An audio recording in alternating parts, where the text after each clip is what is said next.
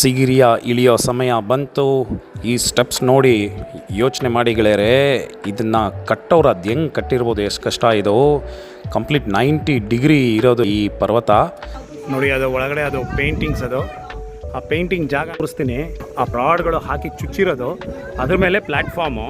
ಇವಾಗ ನೋಡಿ ಇದು ಸ್ನೇಕ್ ಹುಡ್ ಸ್ಟೋನ್, ಸೇಮು ಆ ಹಾವಿನ ಹೆಡೆ ಥರನೇ ಇದೆ ನೋಡಿ ಇದು.